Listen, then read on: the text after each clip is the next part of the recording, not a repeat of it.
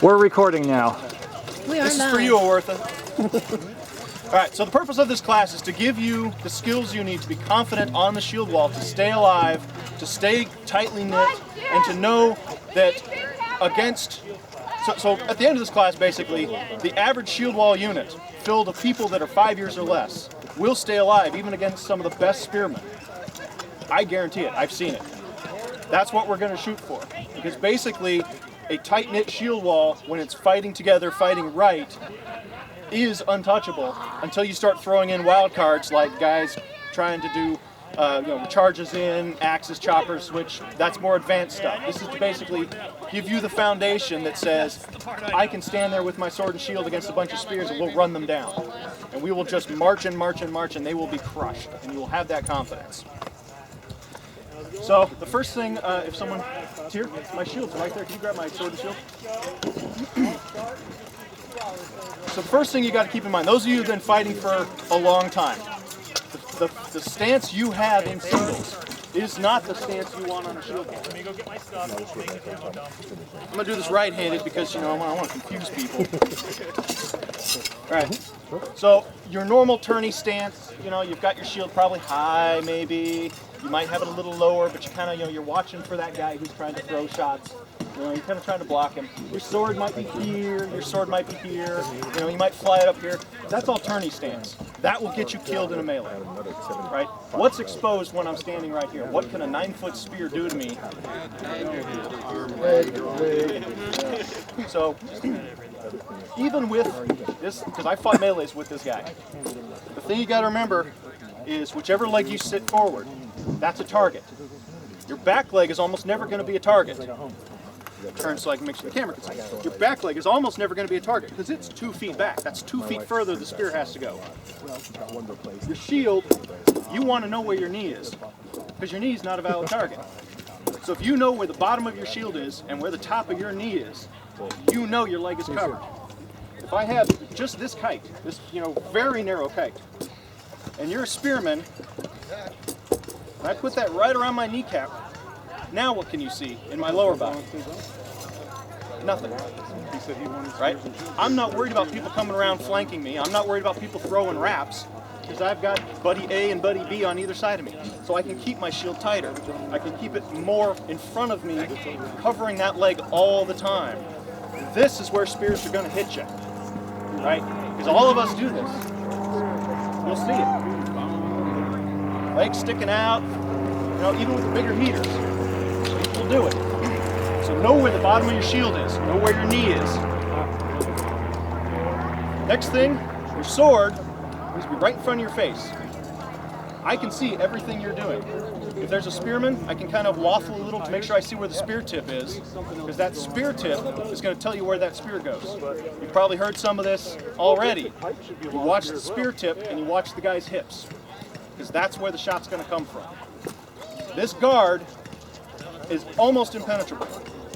Right? Now granted, I've got curves, so my arm's a little more exposed. Shield's a little smaller than some of the heaters we've got going on. But this is very defensive. Let me grab one of these heaters. Slightly better example. Right. So again, I know where my leg is. I'll take it. Since this is a little short for me, I may take a little bit of a dip. Right? This is good for your center of gravity anyways.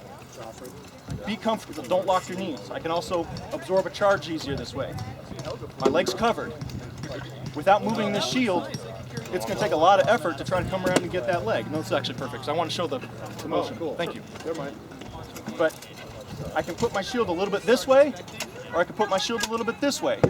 The point is to kind of know what's going on around you. Sometimes you want the point right in the middle. Now, this, I am very protected. Come up here since you already got your shield. Stand right here on my side. What's your name? Right. So do what I'm doing. Put one of your shield around the top of your kneecap, like a little bit of a squat. So you got a smaller shield, so you got to compensate by dropping a little. Get your sword up. Now. He's left-handed, so he's on the wrong side. Not quite a good demonstration, but so even left-handed, no one's going to get between us. Right? Our arms are a little more exposed. If he was a righty, his shield's actually covering my arm. the tip of his sword is actually covering my arm. I am safe like this. No one can get through. We had a spear. Where's the spear? We had a spear laying around. Oh, there it is. Yeah, please, just grab it real quick. Oh, that works. Okay. We just need the one spear. So. Oh, okay. You guys got a spear? All right, so this is even a low profile. So this is going to find holes a lot better than a 3-inch. All right, you see these, be a little more careful. The bigger 3-inch ones, don't worry about. So get your guard. All right. We'll fake it. All right, so in very slow motion, if he throws the spear for a face shot, see, I got my sword. I can catch some of it. I can trap it. I can duck a little. What is the top of my helmet for most of you? Round. So all I got to do, if you throw high, skips right off my helmet. The only shot he's got that's going to land solid is straight where my sword's going to be. Because that's where I'm looking, and that's where I don't want him to hit me, because that's my grill. So again, this stance on a shield wall is unstoppable against a spear. As long as the guy to your left and the guy to your right is solid with you, they can't touch you. Unless they shoot that tiny little gap, and they manage to get lucky right in the middle. Right? Good spearmen will. Be aware of it. That's where you're going to die. The other thing is, your shield's going to get joggled, and they're going to shoot gaps, but we'll get to that in a minute. So that's the basic stance. That's what I want you all to be focusing on when you're standing there. Point on the knee. That keeps your leg safe. You're not exposing your thigh. Shield in front of you. It can be squared up. Doesn't matter. Remember, your buddies are on either side of you. Sword up in a block position. That basket hilt, if those shots are coming to your face a lot, it doesn't take a whole lot to do this. And if you have a wire basket, it's even better because you can see through it. You can actually roll that basket all the way over your face. So wire baskets, put that basket almost over your face. If they shoot to your face, just easy, quick sword block. All right. The second part goes hand in hand with your buddy to your left and your right. None of this works if either of them die. Because as soon as that happens, your squared up shield, you're completely open right here. I can't even block this. The only thing I can hope to do is maybe try to bring the shield back. But then guess what? All of these guys can now kill me. Shield wall cohesion works because you stay alive. And when you do die, you tell your buddy that you're dead. You make sure everyone around you knows that you're dropping to the ground, you're falling backwards, you've been killed from behind. The easiest way to do it is yell dead as loud as you can. Because that also helps. The spear's not going to hit you twice. Right? Or the first guy hits you in the face, you go to die and open your shield, the next spear's coming right for your groin. He hears you yell dead, he's going to pull it. So it'll save you a little. But yell dead. If you're killed from behind, dead works. We were talking about this a little earlier. I like screaming bloody murder. You hear that, you freak out. You're like, oh my God, what happened? Right? And if your buddies know you do that, they're going to be like, oh, someone's behind us. So that's kind of, dead from behind. Oh, I thought there was someone actually behind me. I saw the shadow. So dead from behind will completely destroy a shield wall unit. I've done it. I personally took out 8 or 9 guys before any of them knew I was there. So yes, we're not going to bring up the whole, honorable ethnicity of dead from behind. If it's allowed in the melee, well, it is allowed in melee. All right, so the first thing I want to do is go ahead and grab your shields. If we want to clear your helmets back a little bit because we don't want them in the way. We're going to go ahead and form a shield wall.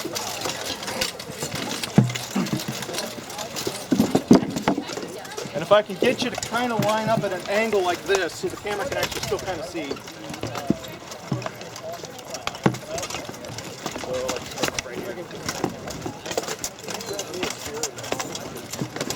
Give me an angle back that way. Get on the edge. Move it as you think you know left to get.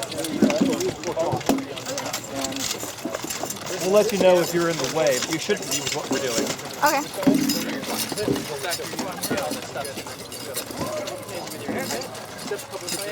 Let's angle. I want to make sure the camera can see. So right there. Tighten this line up right here. Now, there's a command that you will hear. You will hear dress the line. You will also hear form up. I'm not sure what commands you guys have been training with already. Dress the line. Dress the line? Okay, good.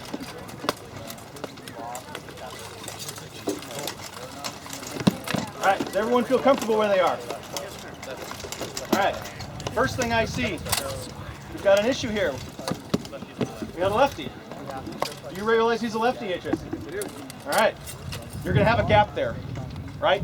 You can both be defensive, but you're gonna have a gap. Lefties tend to float down to the end. You don't have to, but we do really good work down there. The next thing is, your shield should not be trapped behind anyone else's shield. Right here. You guys? No. Watch. Go ahead and overlap your shield again. All right. So, I'm a spearman. I hit right here. What's going to happen if this fails? I've now taken 2 guys. If I'm doing a shield charge, again, you're overlapped. I come in and I go boom. I've now shoved 2 guys. There's now a big gap because he's the lefty I was shooting for. Exactly. There is strength in it. You can reinforce each other if you're expecting a charge. But be aware that anytime your shield catches your buddy's shield, you're both going with it. Right? Or you're going to have to react to it, which means yanking back. And what happens when you yank back? You almost always overcompensate and open up. As a spearman, where did the spears go?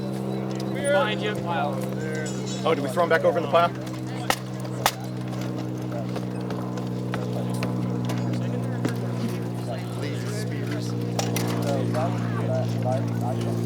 So, as a spear guy, my goal isn't necessarily to hit you in the face.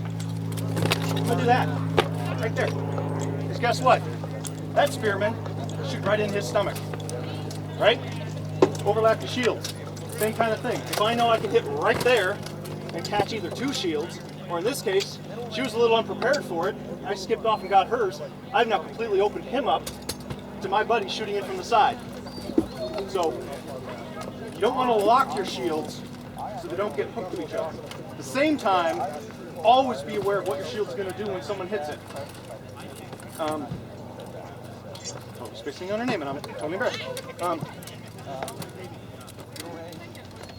Mari teaches a great class on shield impact. What happens when you hit shields where? If you can get the hand out, if you can talk to her, do it. It's a great class. It'll teach you some of that. It's mostly for spear people, but you as sword and shield guys need to know that when this corner on a kite gets rolled, he's going to open up like a door. That same corner on a heater, not quite so much. Alright? Part of your job on a shield wall is knowing what's going to happen when your buddy gets hit and when his shield moves.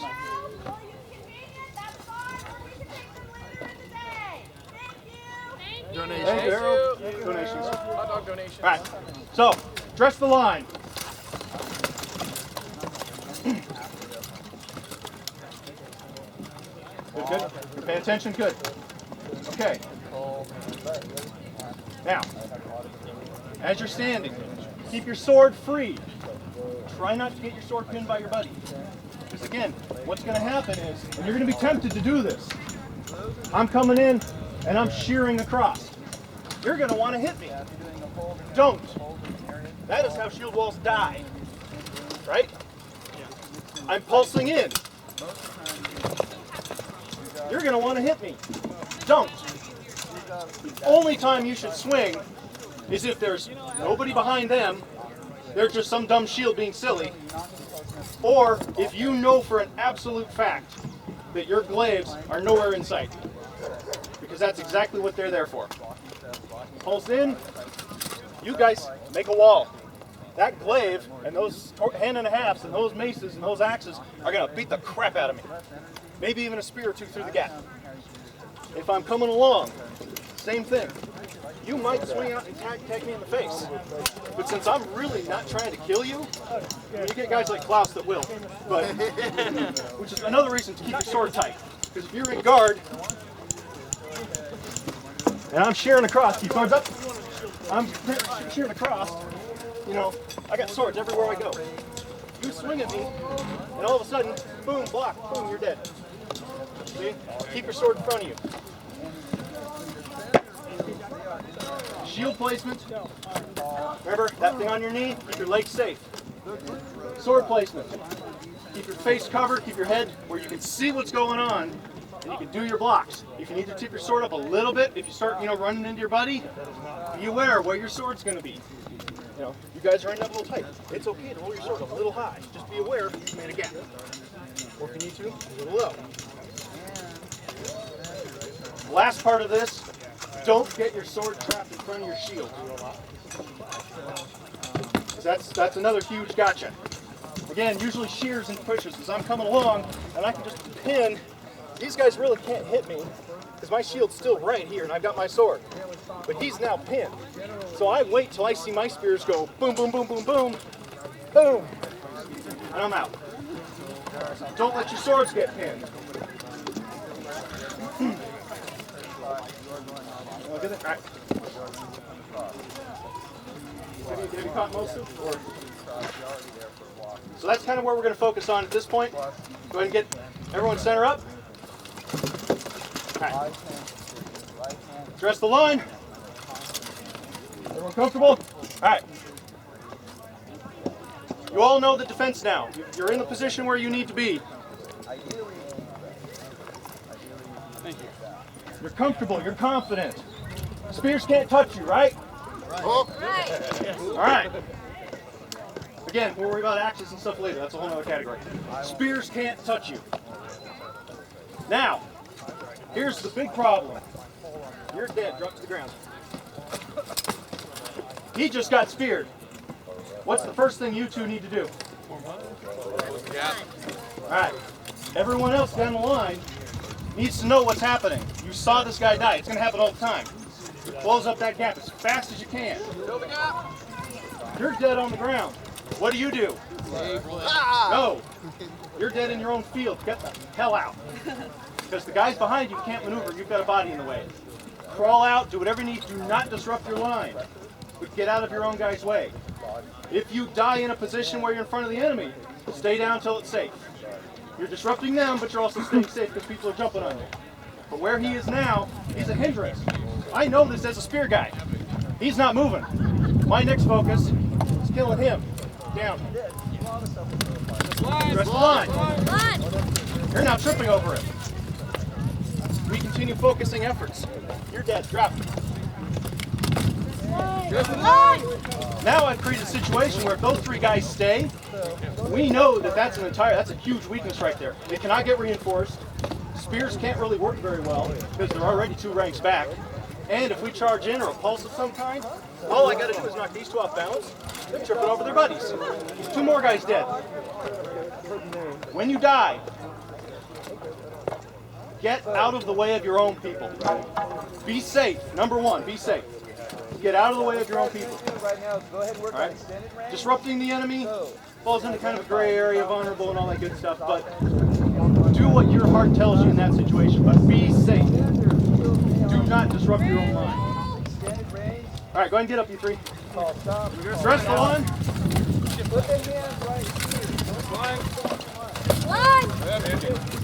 Get quite a spread here going. All right. Dress it up. Dress left.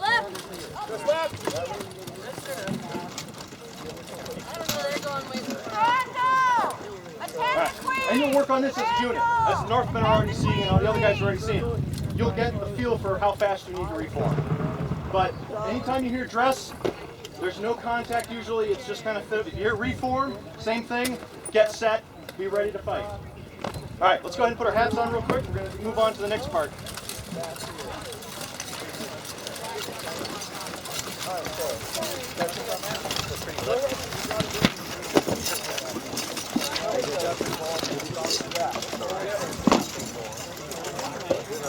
Excuse me. Go ahead and hold on to this ground. Do you have a helmet? Okay. Yeah, go ahead and stay close to the things. We'll just make sure you don't shoot scared.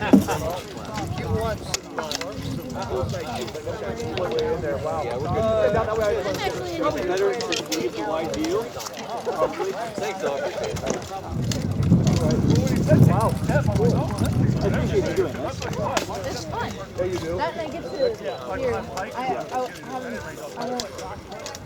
I wasn't able to unlock today. All right, if there's anyone that's been long-term shield guy that feels comfortable enough with what I've been covering so far, feel free to try to grab a spear. That's kind of what we're going to do a little bit next. But otherwise, once you got your hat on, same line, form it up like we did before. Have a spare spear, Heinrich? I don't, but we might be able to borrow from these guys. I've already stolen one of theirs. Do you want us hats on if we're going to help Hats you? on, yeah, hats on, ready to fight.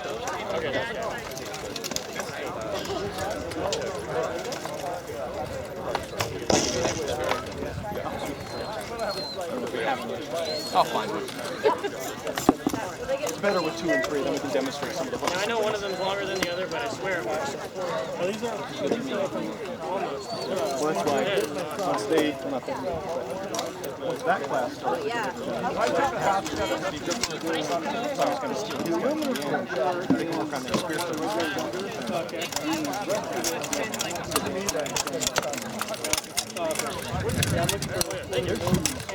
Do you want us hats on if we're going to help you with spear? Oh no, so if you're spear, you're fine.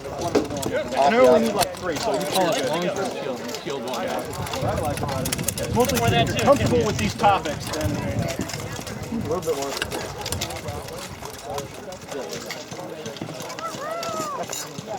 Weird growth right here. Oh, you know.